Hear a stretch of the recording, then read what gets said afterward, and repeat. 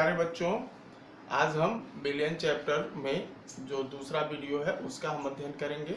इसमें हम देखेंगे कि रासायनिक यूनिट में सांद्रता को हम कैसे व्यक्त करेंगे। तो यहाँ रासायनिक यूनिट में सांद्रता व्यक्त करने की विधियों के बारे में हम अध्ययन करेंगे। रासायनिक यूनिट में सांद्रता व्यक्त कैसे करेंगे, तो पहला विधि है बिलियन की सांद्रता ग्राम प्रति लीटर में व्यक्त करना, दूसरा है बिलियन की नॉर्मलता, तीसरा है बिलियन की मोलरता, चौथा है बिलियन की मोललता और पांचवा है बिलियन का मोल प्रभास, यानी मोल प्रभास कहते हैं। तो नाउ स्टडी बिलियन की ग्राम प्रति लीटर में सांद्रता। ग्राम प्रति लीटर में कैसे सांद्रता हम व्यक्त करते हैं। तो बिलियन के 1 लीटर में बिलियन के 1 लीटर में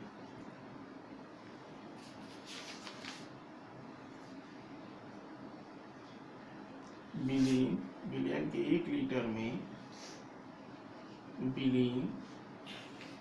बिलिये के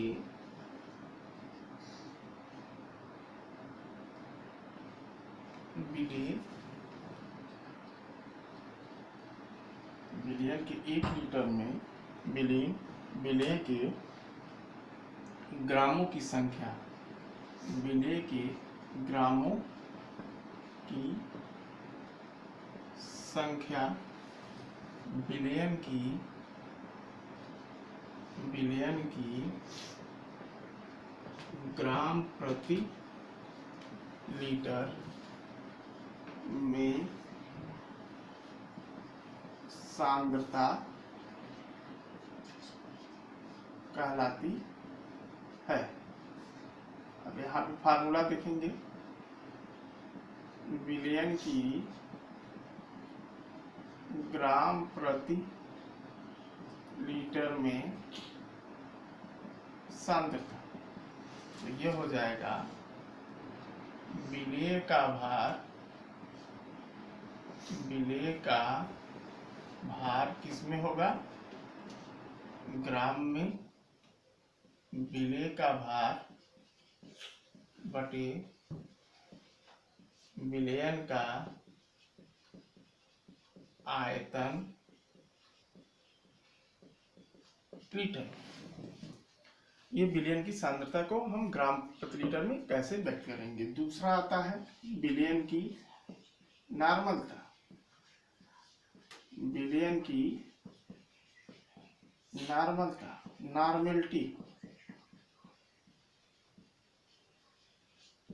नॉर्मलिटी, इसको हम कैपिटल एन से रिप्रेजेंट करते हैं। इसके बारे में समझेंगे। बिलियन की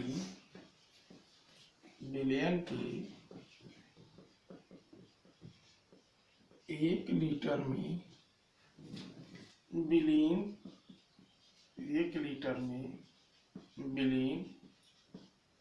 बिलिये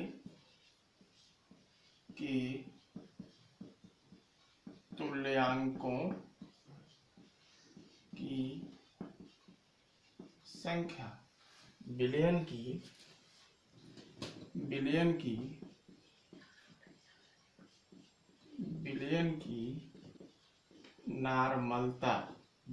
की नॉर्मलता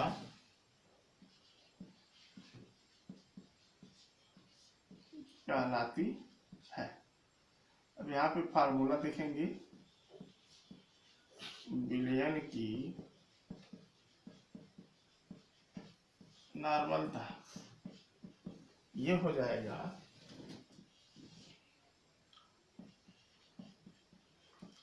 बिलिये के तुल्यांकों की संख्या बटे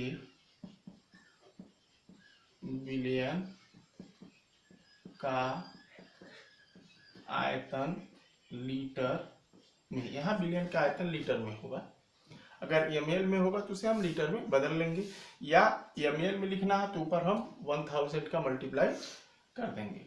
अब ये तुल्यांकों की संख्या कैसे निकालेंगे, तो यहाँ हो जाएगा विलेय का भार जो ग्राम में दिया होगा और बटे विलेय का तुल्यांकी भार, विलेय का तुल्यांकी, विलेय का तुल्यांकी भार बटे विलयन का आयतन लीटर में। अब तुल्यांकी भार कैसे निकालेंगे?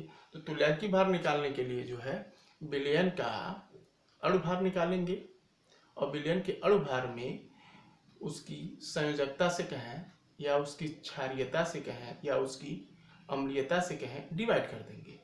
यूं समझें कि कोई विलयन जो बना है या कोई विलेय जो है तो उस विलेय की अम्लता क्या है या क्षारकता क्या है या उसमें जो उपस्थित आयन हैं उनकी संयोजकता क्या है। ठीक है, तो उस संयोजकता से अगर हम भाग दे देंगे किसमें, अणुभार में, तो विलेय का तुल्यांकी भार निकल जाएगा, जो कि आप पिछले क्लास में अध्ययन कर चुके हैं। तो इस तरह से ये हो गया विलयन की नार्मलता को कैसे हम रिप्रेजेंट करेंगे। ये आपने पढ़ा, ये ग्राम प्रति लीटर में सांद्रता, ये आपने पढ़ा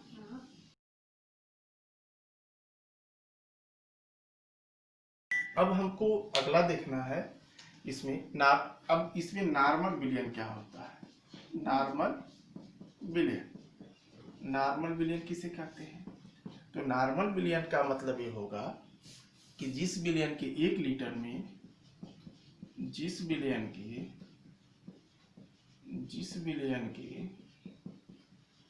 1 लीटर में विलेय का एक तुल्यांक उपस्थित हो, विलेय का एक तुल्यांक उपस्थित, विलेय का एक तुल्यांक उपस्थित हो, उसे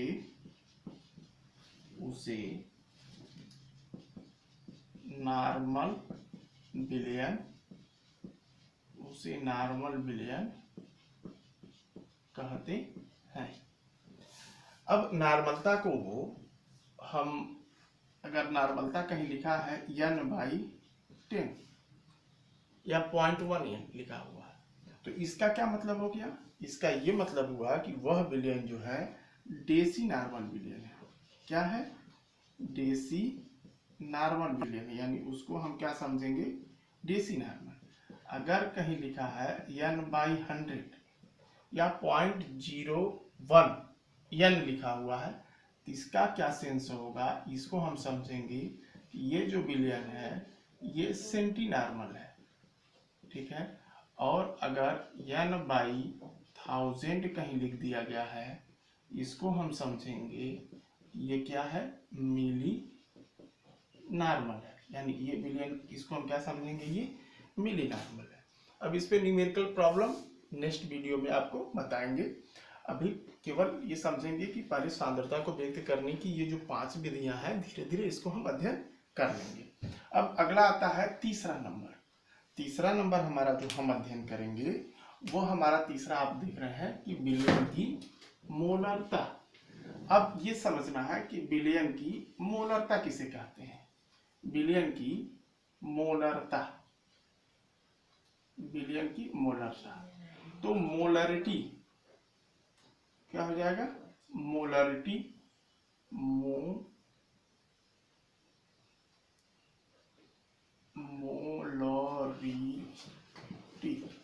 मोलरिटी इसको जो है हम कैपिटल एम से रिप्रेजेंट करते हैं। कैसे रिप्रेजेंट करते हैं? कैपिटल एम से रिप्रेजेंट करते हैं। तो विलयन के 1 लीटर में विलयन के 1 लीटर में विलेय के मोलों की संख्या, विलेय के मोलों की संख्या विलयन की मोलरता कहलाती है। विलयन की मोलरता, मोलरता को कैसे लिखते हैं? एम से। विलयन की मोलरता कहलाती है। अब विलयन की मोलरता क्या होती है इसको हमको समझना है फार्मूले से। विलयन की मोलरता बराबर हो जाएगा विलेय के मोलों की संख्या, विलेय के मोलों की संख्या बटे बिलियन का आयतन लीटर में। अब विलेय के मोलों की संख्या कैसे निकालेंगे? तो विलेय का भार बटे विलेय का क्या हो जाएगा? अणु भार। विलेय का क्या हो जाएगा? अणु भार, और बटे विलयन का आयतन लीटर में। अब मोलर विलयन किसे कहेंगे, इसको हम समझेंगे। मोलर विलयन, तो जिस विलयन के में विलेय का 1 मोल उपस्थित हो, कितना हो? 1 मोल उपस्थित हो, उसे हम क्या कहते हैं? मोलर विलयन कहते हैं। क्या कहते हैं उसे? हम मोलर विलयन कहते हैं। अब कहीं लिखा हुआ है कि m यानी किसी विलयन की सांद्रता कहीं रिप्रेजेंट की गई है m/10 के फॉर्म में, यानी m/10 लिखा है। इसका मतलब होगा कि ये जो विलयन है इसको हम कहेंगे डेसीमोलर विलयन। m/100 लिखा हुआ है, तो इसका मतलब हो जाएगा ये विलयन कैसा है? सेंटीमोलर है। और अगर m/1000 लिखा है, तो इसका ये मतलब हुआ कि ये जो है, ये जो विलयन है ये मिलीमोलर विलयन है। यहां तक आपने देखा। अब हमारा चौथा है विलयन की मोललता।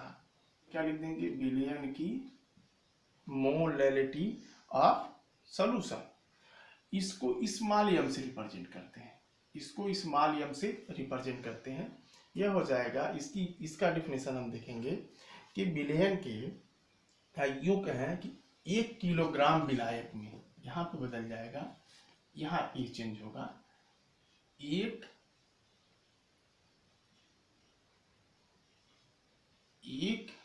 किलोग्राम विलायक में विलेय के मोलों की संख्या विलयन की मोललता कहलाती है। क्या कहलाती है? विलयन की मोललता। विलयन की मोललता कहलाती है। विलयन की मोललता को हम जो है स्मॉल m से रिप्रेजेंट करते हैं।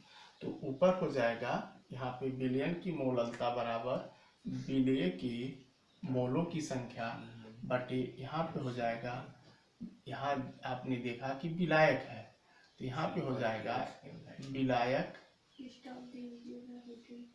विलायक का भार किग्रा में। विलायक का भार किस में हो जाएगा? विलायक का भार यहाँ क्या लिखेंगे? किग्रा में। और अगर ग्राम में लिखते हैं तो यहाँ गुणे 1000 कर लेंगे, नहीं तो हम विलायक का भार किस में निकालेंगे? किग्रा में। अब ये ऊपर यही होगा, विलेय का भार बटे विलेय का अणु भार, और यहाँ पर हो जाएगा विलेय का भार, यहाँ हो जाएगा विलायक का भार किस में हो जाएगा? किग्रा में। किग्रा में। एक बार और समझेंगे कि किग्रा में जहां लिखा हुआ है, अगर यहाँ हम ग्राम में करेंगे, यहाँ अगर हम ग्राम में करते हैं तो यहाँ गुणे क्या कर लेंगे? यहाँ गुणे लगा करके 1000 कर लेंगे, और ग्राम में लिख के हम सवा लगा सकते हैं। अब प्रश्न ये उठता है, यहाँ पे अब आगे हम स्टडी करेंगे कि मोलर विलयन किसे कहते हैं। तो जिस विलयन के 1 लीटर में, जिस विलयन की, अब यहाँ विलयन की, यहाँ ये थोड़ा सा बदल जाएगा, यहाँ हो जाएगा विलायक के 1 किलोग्राम में, यहाँ क्या हो जाएगा? विलायक के 1 किग्रा पदार्थ में, विलेय के 1 किग्रा, विलेय के 1 किग्रा पदार्थ में विलेय का 1 मोल, विलेय का 1 मोल उपस्थित होने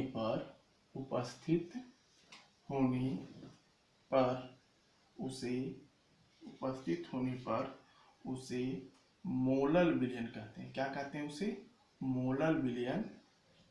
उसे मोलर विलयन कहते हैं।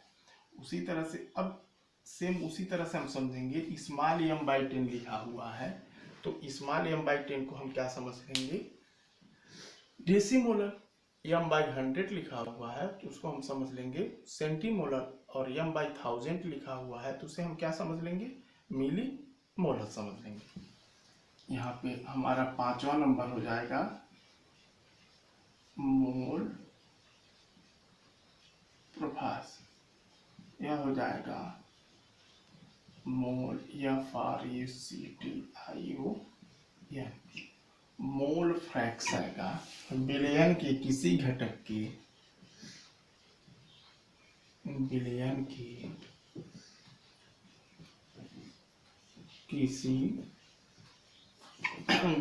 किसी घटक के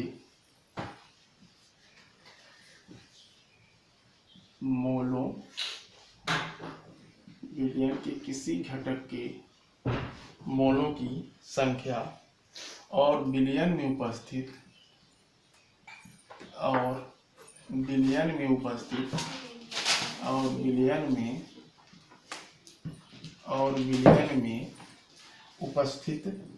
उसके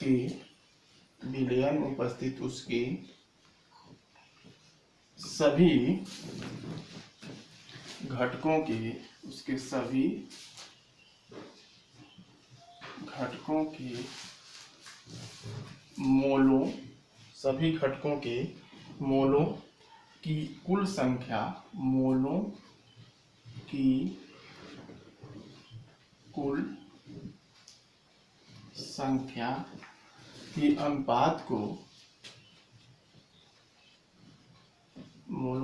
संख्या के अनुपात को उस घटक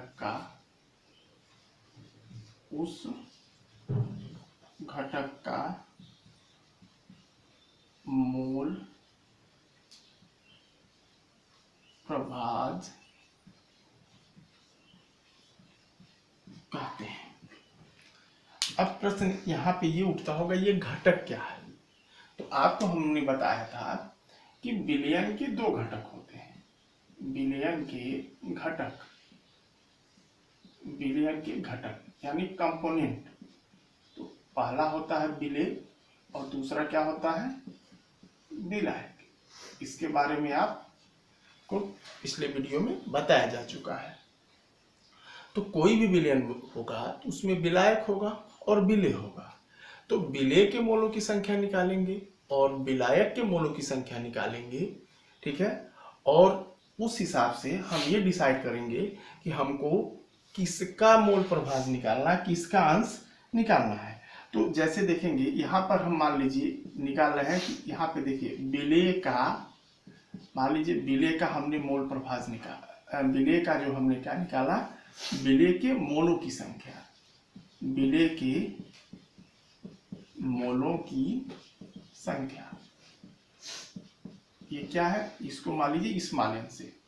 यदि विलेय की मोलों की संख्या स्मॉल n तथा विलायक के मोलों की संख्या, विलायक के मोलों की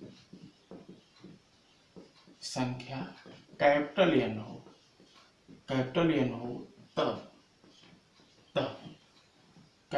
हो तब अब यहाँ पे हम निकालेंगे विलेय का मोल प्रभाज।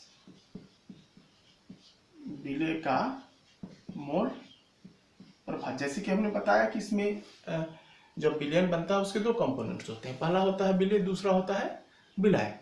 तो विलेय का मोल प्रभाज निकालेंगे और विलायक का मोल प्रभाज निकालेंगे। मोल प्रभाज का ये मतलब हुआ कि उस विलयन में विलेय और विलायक ये दोनों जो विलयन बनाने में भाग लिए हैं, तो इनकी यूं कह सकते हैं इनका पार्टिसिपेंट क्या है, यानी भिन्नात्मक योगदान क्या है। उस विलयन में विलेय का भिन्नात्मक योगदान क्या है और विलायक का भिन्नात्मक योगदान क्या है, किसके फॉर्म में, मोल के फॉर्म में। तो वही मोल प्रभाज कहलाता है। तो विलेय का मोल प्रभाज का मतलब ये हो जाएगा, यहाँ पे हम लिखेंगे विलेय के मोलों की संख्या, विलेय के मोलों की संख्या बटे विलेय की मोलों की संख्या, विलेय के मोलों की संख्या प्लस विलायक के मोलों की संख्या। अब ये जैसा कि आप जानते हैं कि विलेय के मोलों की संख्या क्या होगी, स्मॉल n, जैसे कि हमने बताया स्मॉल n से रिप्रेजेंट करते हैं, और नीचे जो है विलेय के मोलों की संख्या स्मॉल n और विलायक के मोलों की संख्या कैपिटल N। तो ये फार्मूला हो गया विलेय का मोल प्रभाज बराबर स्मॉल n बटे small n plus capital N। यानी ये हो गया जैसे कि यहाँ लिखा है कि विलयन में उपस्थित उसके सभी घटकों के मोलों की कुल संख्या, ये हो गया। और ये हो जाएगा विलेय के उस घटक का, यानी जैसे विलयन के उस घटक का जो विलेय है, यानी विलेय के मोलों की संख्या बटे कुल मोलों की संख्या, ये समझ सकते हैं। अब यहाँ पे हो जाएगा विलायक का मोल प्रभाज। अब विलायक का मोल प्रभाज हम कैसे काउंट करेंगे, कुछ नहीं इसमें करना है, जहां विलेय लिखा है वहीं पे क्या हो जाएगा, विलायक हो जाएगा। यानी यहां हो जाएगा विलायक के मोलों की संख्या, और नीचे क्या हो जाएगा, कुल मोलों की संख्या। कुल मोलों की संख्या का मतलब क्या हो जाएगा, विलेय के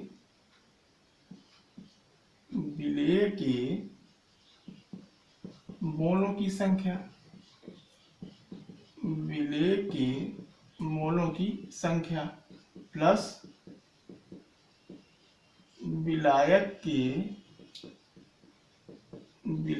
के मोलों की संख्या।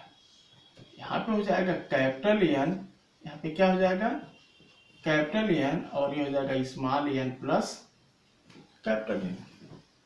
तो इस तरह से हम ये देख रहे हैं कि विलेय और विलायक का मोल प्रभाज कैसे हम फाइंड करेंगे। यूं समझें कि अंश में क्या होगा, अंश में वो होगा जिसको हमको लेना है, और हर जिसे कहते हैं, हर का मतलब डिनोमिनेटर, डिनोमिनेटर का मतलब होता है टोटल।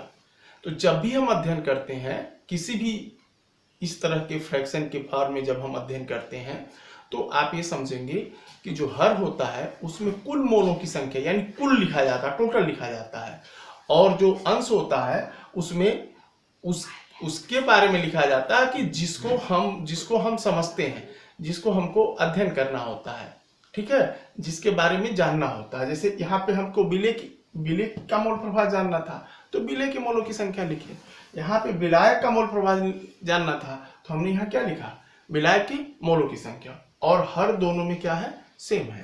तो इस तरह से हमने यहाँ पे देखा कि कैसे हम निकालेंगे अणुभार, कैसे निकालेंगे मोलों की संख्या कैसे निकालेंगे। तो मोलों की संख्या निकालने के लिए एक बार हम लोग पढ़ चुके हैं, फिर भी समझें कि मोलों की संख्या कैसे निकालेंगे। मोलों की संख्या किसका निकालेंगे, चाहे विलेय का निकालेंगे या विलायक का निकालेंगे। तो विलेय या विलायक क्या है, पदार्थ है। तो यानी ये फार्मूला ऐसे हम समझ सकते हैं कि पदार्थ के मोलों की संख्या, पदार्थ के मोलों की संख्या। तो यहाँ पे लिख देंगे पदार्थ का भार, पदार्थ का भार दिया होगा ग्राम में, पदार्थ का भार किस में दिया गया होगा, ग्राम में, और यहाँ पे हो जाएगा पदार्थ का अणु भार, पदार्थ का अणु भार। अणु भार कैसे निकालते हैं, उस पदार्थ का हमको रासायनिक सूत्र पता होना चाहिए। रासायनिक सूत्र पता है तो हर परमाणु का परमाणु भार लिख देंगे, ठीक है। इस तरह से हमको ज्ञात होगा रासायनिक सूत्र भार, वही जो रासायनिक सूत्र भार होता है वही परमाणु का अणु भार कहलाता है। इस तरह से हम पदार्थ के मोलों की संख्या ज्ञात कर लेंगे। अब जैसे विलेय के मोलों की संख्या ज्ञात करना है, तो विलेय के मोलों की संख्या ज्ञात करना है तो विलेय का भार और विलेय का अणुभार हो जाएगा। विलायक के मोलों की संख्या ज्ञात करना है तो विलायक का भार बटे विलायक का अणुभार हो जाएगा।